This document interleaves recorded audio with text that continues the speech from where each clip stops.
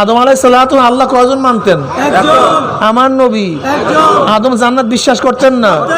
আমার নবী। আদম জাহান্নাম বিশ্বাস করতেন না? আমার নবী। আদম কিয়ামত বিশ্বাস করতেন না? আমার নবী। পুলসিরাত, মিজান, তো ঈমানের ব্যাপারে কথা বলেন নাকি? সবাই সমান, কোনো পার্থক্য নেই।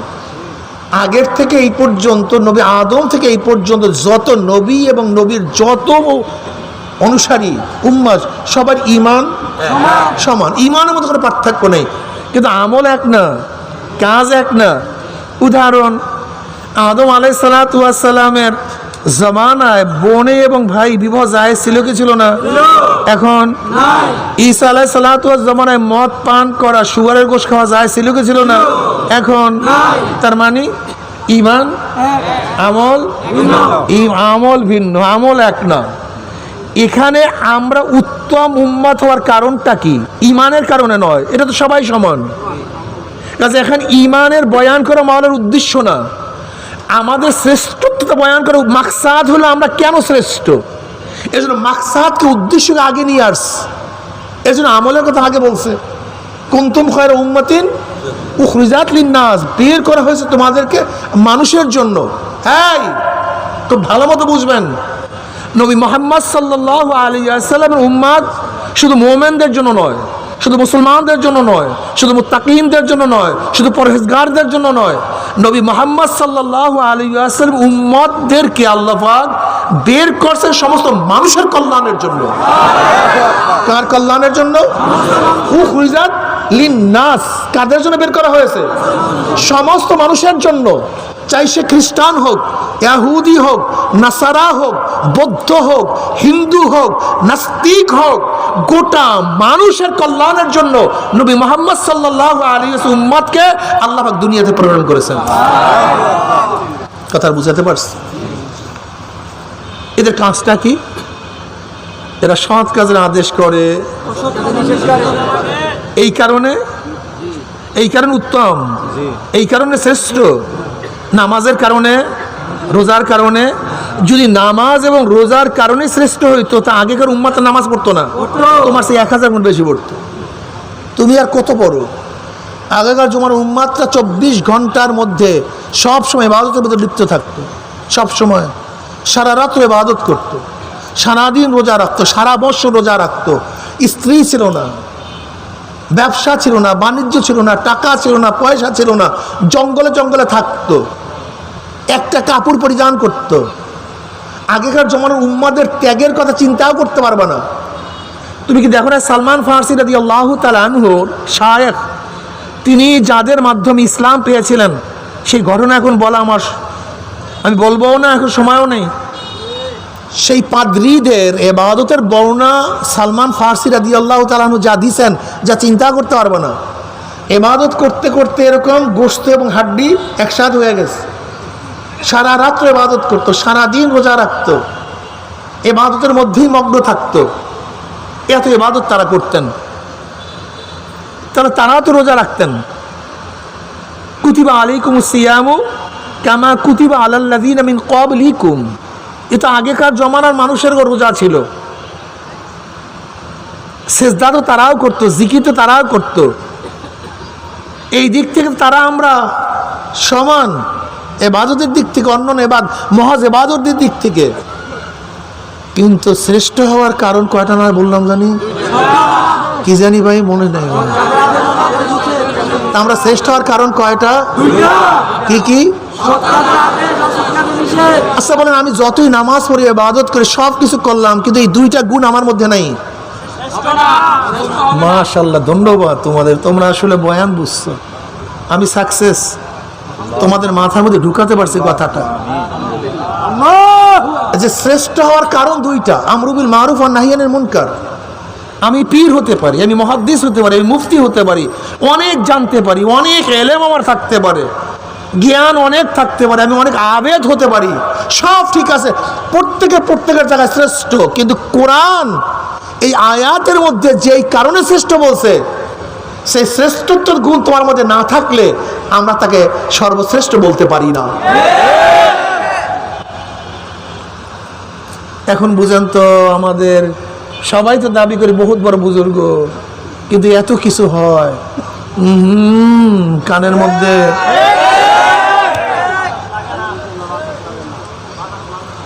রহবানিয়ত ইসলাম নবী মোহাম্মদের উম্মতের সিফাতই জানে না।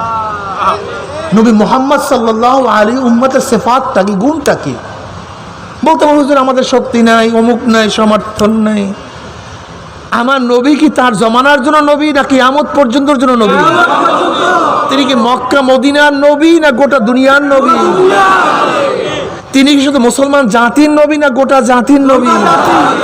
কাজী আল্লাহ পাকের নবী তো গোটা দুনিয়ার সমস্যার সমাধান দিয়ে গেছেন, গোটা জমানার সমস্যার সমাধান দিয়ে গেছেন, গোটা কালের সমস্যার সমাধান দিয়ে গেছেন। ও আবি সাঈদ খুদরি রাদিয়াল্লাহু তাআলা قال قال رسول الله صلى الله عليه وسلم من رأى منكم منكرا فليغير بيده فإن لم يستطع بلسانه فإن لم يستطع بقلبه وذلك أضعف الإيمان رواه মুসলিম। নবী আলাইহিস সালাতু ওয়াস সালাম ফরমান, যদি তোমরা গর্হিত কাজ দেখো, খারাপ কাজ কাউকে করতে দেখো, তাহলে শক্তি থাকলে শক্তি প্রয়োগ করে পরিবর্তন করে দাও। যেরকম সন্তান যদি খারাপ কাজ করে, এখানে নসিহত না, বাবা ফিরো, বাবা ফিরো, বাবা ফিরো, শক্তি প্রয়োগ কর, বন্ধ কর, এখান থেকে কি প্রয়োগ করো? কার বেলায়? এখানে তোমার শক্তি প্রয়োগ করার ক্ষমতা আছে। এখানে শুধু নসিহত না, শক্তি প্রয়োগ করো। স্ত্রীর ব্যাপারে শক্তি প্রয়োগ করো। আবার দেখেন মারধর দিয়েন না কিন্তু, খবরদার। খালি আমাদের দেশের মানুষগুলি স্বামীর ফজিলাত শোনে, স্ত্রীর ফজিলাত জন্য না।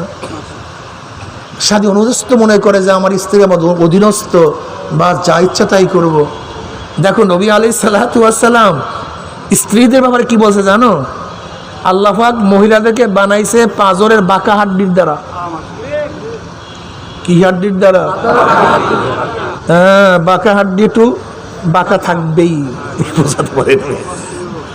আমার নবী এত সুন্দর, কত যে ভালো, কত জ্ঞানী, চিন্তাও করা যায় না। কত সুন্দর উদাহরণ দিয়েছেন। বানাইছেন কি দিয়া? হঠাৎ সোজা করতে যাও না। কথা বলেন না কেন? কি হবে? খবরদার এই কাজ করবেন না। হঠাৎ সোজা করতে যাও না। আহেস্তা আহেস্তা কাম করো না, আহেস্তা আহেস্তা। কিন্তু যতই চেষ্টা করো কিছুটা মানিয়ে নেবা, এটা মানবা, সমস্যা কি?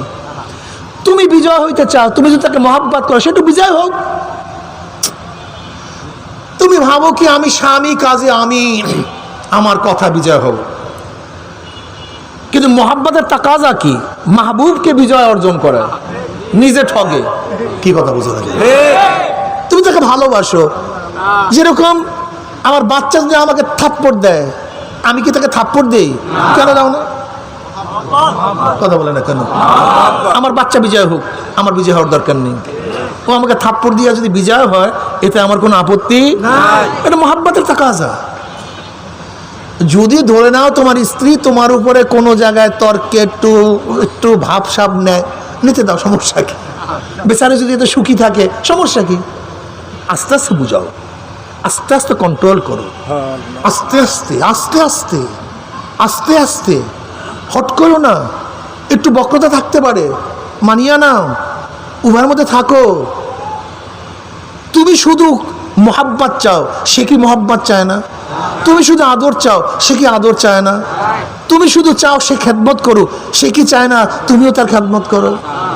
হ্যাঁ, তুমি শুধু সালাম চাও, সে কি চায় না আমাকেও সে সালাম দেয়? আমাদের মধ্যে কি যে গলত, দেখবেন স্ত্রীকে কেউ সালাম দেয় না। আস্তাগফিরুল্লাহ। অথচ নবী আলাইহিস সালাতু ওয়াস সালাম ব্যাপারে তার স্ত্রীরা কি বলেন? তাকে আগে সালাম দিতে পারতাম না। নবী আগে সালাম দিতেন, আর তুমি সালাম দিতে লজ্জা বক, কি জাহেল। বাচ্চাদেরকে সালাম দেয় না। তোমার বাচ্চা সালাম শিখবে কিভাবে? তুমি বাচ্চাকে সালাম দাও না কেন? তুমি বাচ্চাকে সালাম না দিতে তোমার বাচ্চা শিখবে কিভাবে? সালাম দেয় না, বাচ্চাদেরকে সালাম দেয় না, ঘরে ঢুকে সালাম দেয় না, স্ত্রীকে সালাম দেয় না। মাঝে মাঝে স্ত্রী অসুস্থ, মশারি টানায় না। মাঝে মাঝে স্ত্রী অসুস্থ, বিছানা সুন্দর মতো ফিটিং করে না। এসে কিসের ইসলাম? তুমি ইসলাম শেখো নাই, তুমি ইসলাম বুঝো নাই, তুমি ইসলাম জানো নাই। ইসলাম শেখো, ইসলাম অনেক ভালো জিনিস। কি বলছিলাম জানি, মহিলারা একটু কাজী বেশি এককাল হট করে সোজা করতে যাইও না। এই বয়ানটা করছিলাম কোন জায়গা দিয়ে? শক্তি, এই শক্তি প্রয়োগের ব্যাপারে হুঁশ থাকিও। তোমার শক্তি নেই, জবান দিয়ে এমন ভাবে বলো যেন পরিবর্তন হয়ে যায়। কি নাই?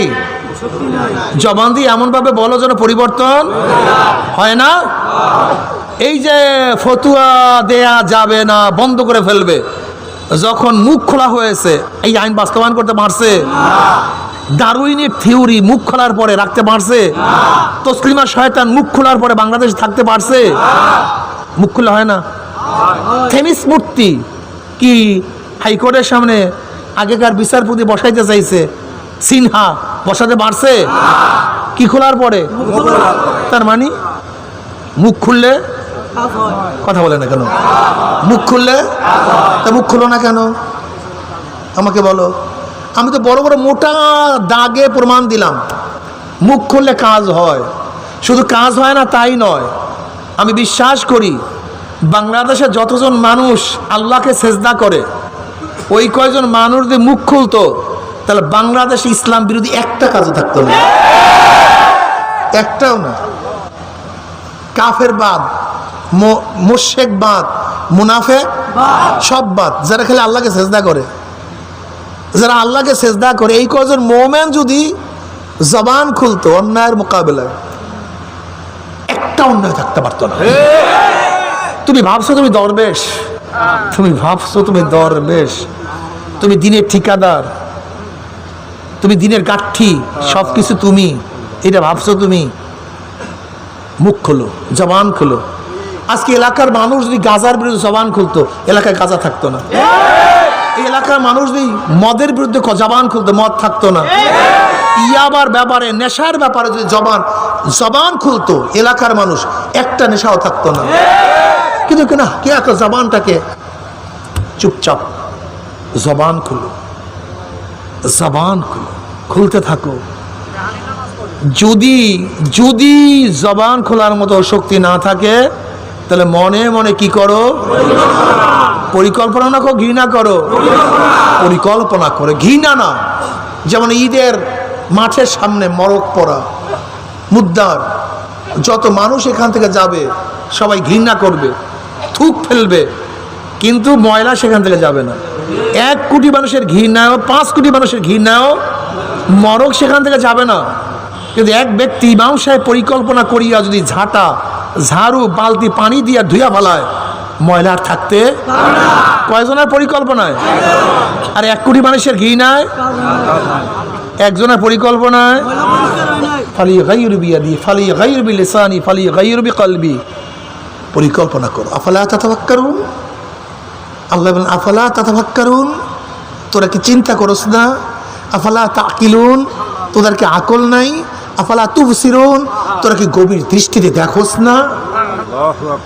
চিন্তা করেন, ফিকির করেন। মুসলমান তো আসছেই ফিকিরের জন্য। মুসলমান খালি পেট আর পিঠের জন্য দুনিয়াতেই আসে নাই মিয়া, এটা আমাদের কাজই না। এটা লাগে, পেট পিঠ দুনিয়ার জন্য, এটা মাকসাদ না, এটা উদ্দেশ্য না। এই পেট পিঠ হায়াতের জন্য মুসলমান দুনিয়াতে আসে নাই। এই পেট পিঠ বাঁচার জন্য দুনিয়াতে মুসলমান আসে নাই। গরুর মতো খাওয়ার জন্য মুসলমান দুনিয়াতে আসে নাই। গরুও খায় কি খায় না? দেখে কি দেখে না? পায়খানা প্রস্রাব করে কি করে না? ওদের বাচ্চা কাছে আসে কি নাই? এর জন্য দুনিয়াতে মুসলমান আসে নাই। এরা গরু আসতে পারে, এটা শুয়ার আসতে পারে, জানোয়ার আসতে পারে, মোমেনরা আসতে আমার মাওলাকে চেনার জন্য।